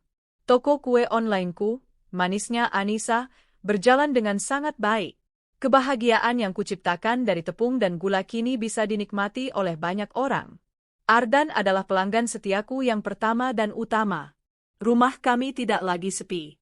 Selain Bei Inah, kini ada seorang perawat profesional yang membantuku merawat ibu di siang hari, memberiku waktu untuk fokus pada bisnisku. Namun, ritual pagi dan sore merawat ibu tetap menjadi milikku dan Ardan. Itu adalah waktu sakral kami. Kondisi ibu tidak membaik secara drastis, beliau masih terbaring di ranjangnya. Tapi senyumannya kini lebih sering muncul, terutama saat mendengar celotehanku tentang pesanan kue yang membludak, atau saat Ardan menceritakan lelucon dari kantornya. Malam ini, aku duduk di tepi ranjang kami, menatap suamiku yang tertidur pulas di sisiku. Wajahnya terlihat begitu damai, tak ada lagi jejak kekakuan atau kesedihan di sana. Tanganku terulur, bukan untuk menyentuhnya, melainkan untuk membelai perutku sendiri yang kini mulai membuncit. Di dalam sini, ada kehidupan baru yang sedang tumbuh, buah dari cinta kami yang telah melewati badai. Aku teringat kembali pada hari pernikahanku, pada judul yang kutulis dalam buku harian hatiku saat itu. Aku kira aku hanya dijadikan pembantu, bukan istrinya. Betapa naif dan salahnya aku saat itu. Kini aku mengerti. Ardan tidak sedang mencari seorang pembantu. Dalam keputusasaannya, tanpa sadar, ia sedang mencari sebuah hati. Hati yang cukup tulus untuk bisa mencintai ibunya seperti dia mencintainya. Hati yang cukup sabar untuk bisa melihat menembus benteng es yang ia bangun. Hati yang cukup kuat untuk berdiri di sisinya saat badai datang. Ternyata, hati itu adalah hatiku. Pernikahan kami tidak dimulai dengan gairah dan janji-janji manis. Pernikahan kami lahir dari sebuah kebutuhan, sebuah pengabdian.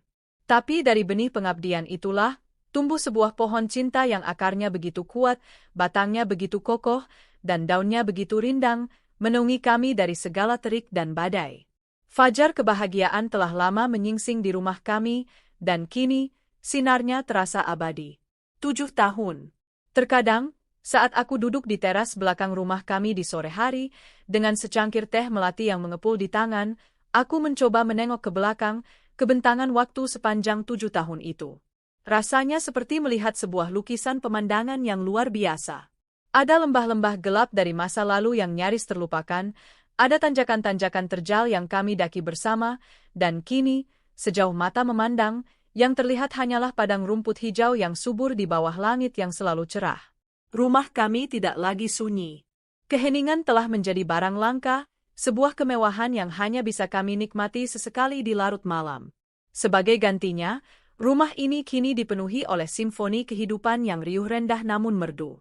Ada suara derap langkah kaki-kaki kecil yang berlarian di lantai marmer, suara tawa melengking yang bisa meledak kapan saja, tangisan manja karena rebutan mainan, dan celotehan tak berujung yang mempertanyakan segala hal di alam semesta, dari, "Bunda, kenapa langit warnanya biru?" hingga, "Ayah, apa semut punya raja?"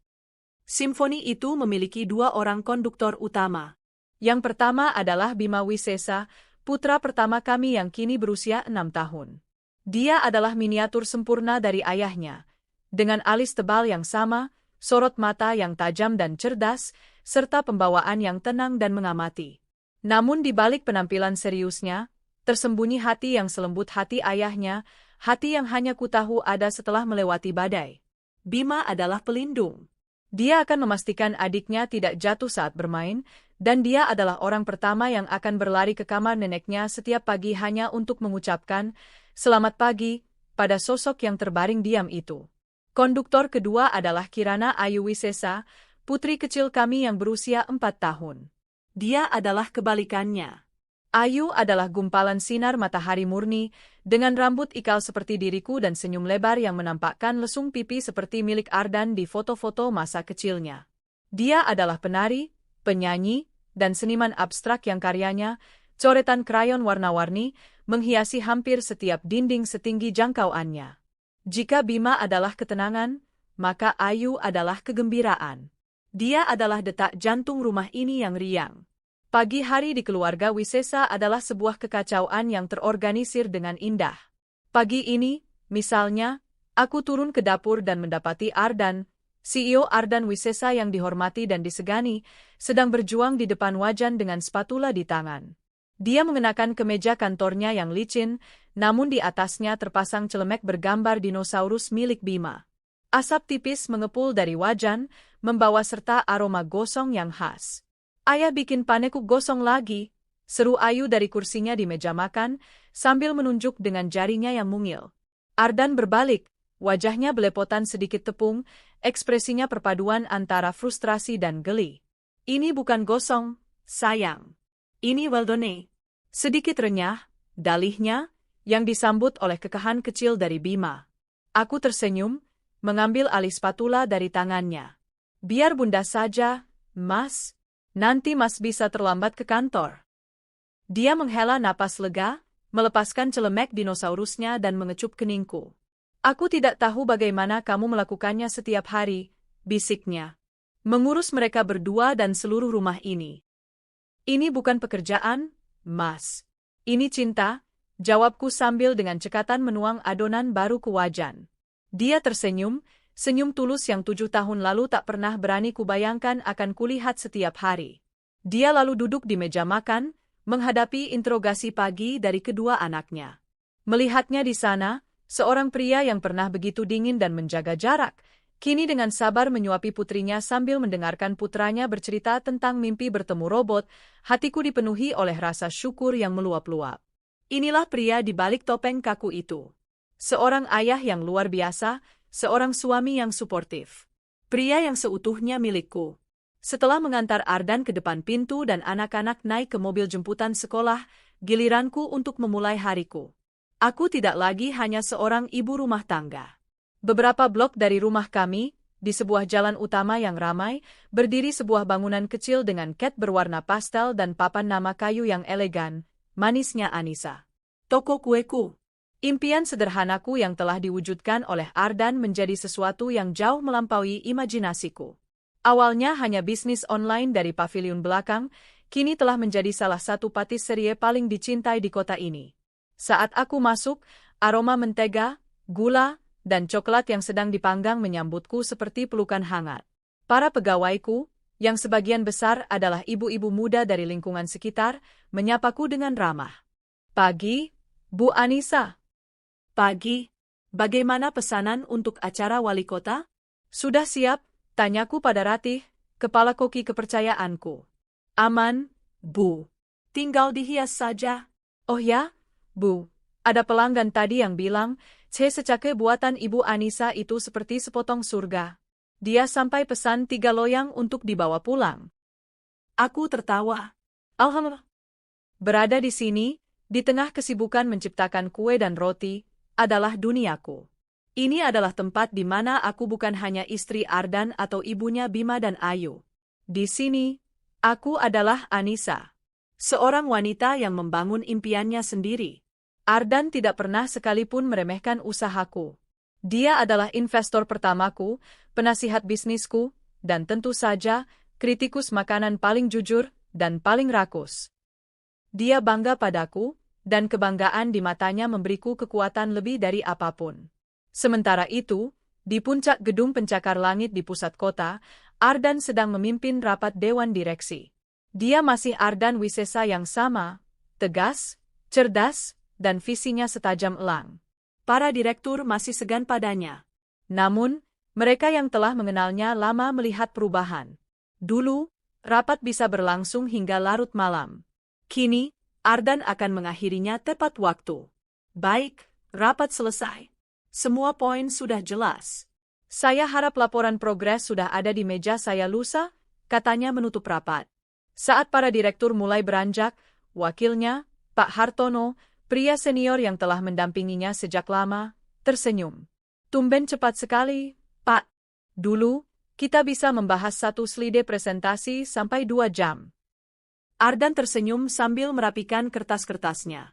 Di atas mejanya, di samping tumpukan dokumen, berdiri sebuah bingkai foto digital yang menampilkan keluarganya. "Saya ada janji, Pak," jawabnya. "Saya berjanji pada Bima akan membantunya membuat diorama gunung berapi untuk tugas sekolahnya. Janji pada seorang anak laki-laki jauh lebih mengikat daripada kontrak manapun." Pak Hartono tertawa. "Bapak telah menjadi orang yang berbeda. Jauh lebih baik." "Saya memiliki alasan yang baik untuk menjadi lebih baik," sahut Ardan, matanya menatap foto di mejanya dengan penuh kehangatan.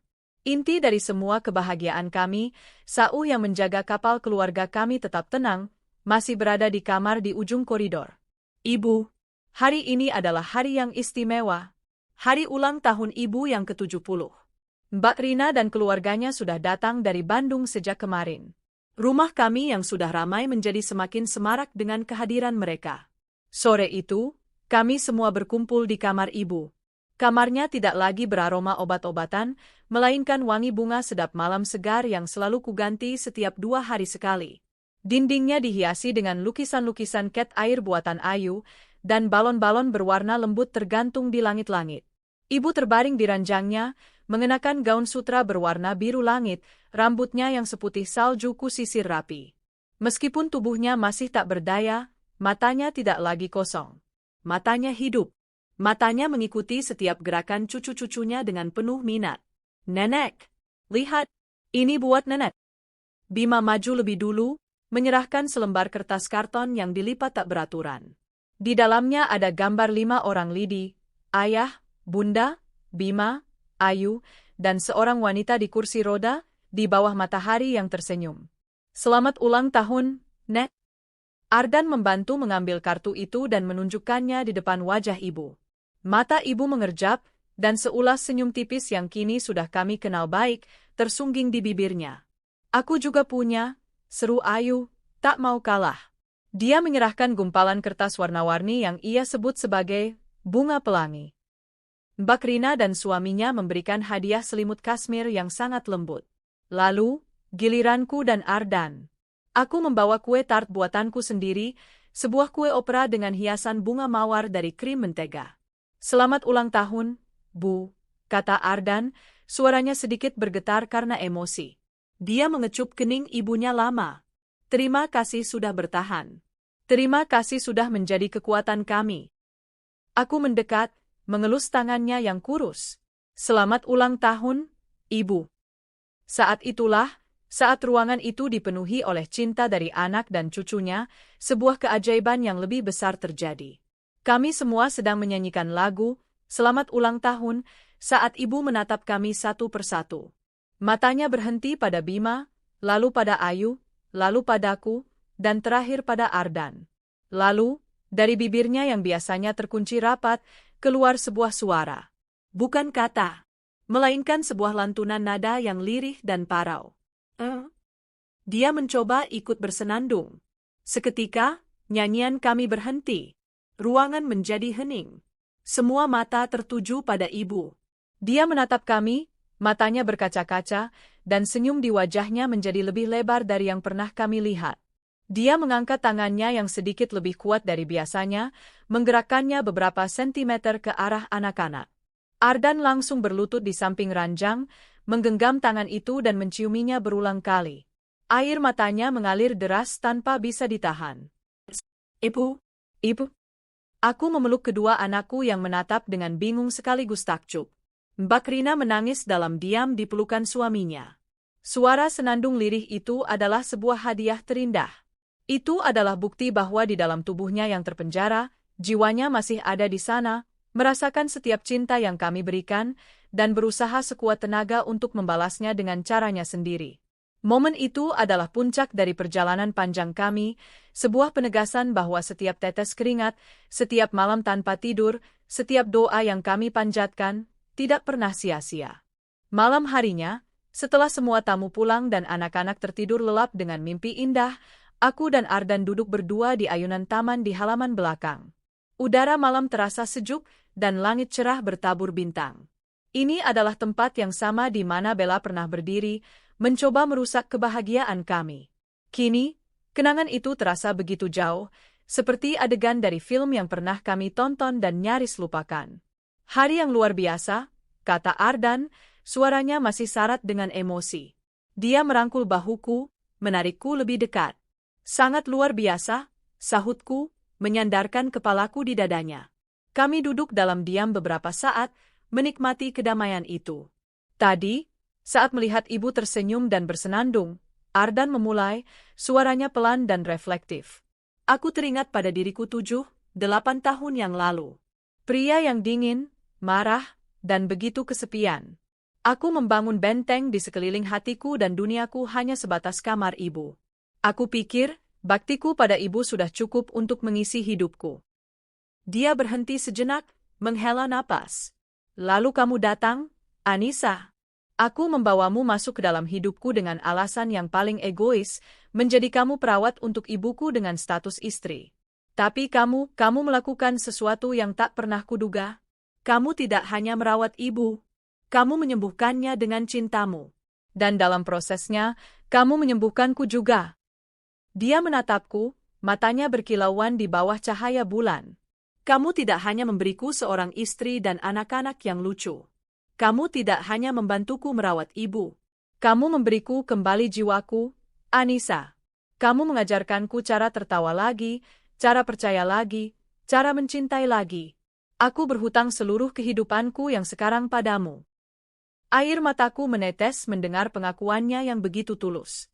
Aku juga berhutang padamu, Mas, balasku. Mas memberiku tujuan. Mas memberiku keluarga. Mas memberiku cinta yang tak pernah berani kuimpikan. Aku teringat pada diriku yang dulu, gadis lugu yang ketakutan, yang berpikir takdirnya adalah menjadi pembantu tak terlihat di rumah suaminya sendiri. Aku tersenyum getir pada kenangan itu. Cinta sejati itu ternyata bukan seperti di dalam dongeng, Mas, lanjutku. Bukan tentang pangeran yang datang menyelamatkan putri. Cinta sejati itu tentang dua orang yang memilih untuk saling menyelamatkan setiap hari. Tentang kesabaran saat pasanganmu membangun tembok dan memberinya palu untuk meruntuhkannya bersama saat dia siap. Cinta sejati itu adalah tentang menyuapi bubur, mengganti popok, terjaga di malam hari, dan menemukan kebahagiaan dalam pengorbanan itu. Itulah cinta yang kau ajarkan padaku, melalui baktimu pada ibumu. Ardan mengecup puncak kepalaku.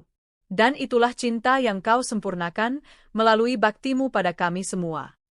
Kami kembali terdiam, namun keheningan ini penuh dengan kata-kata yang tak terucap.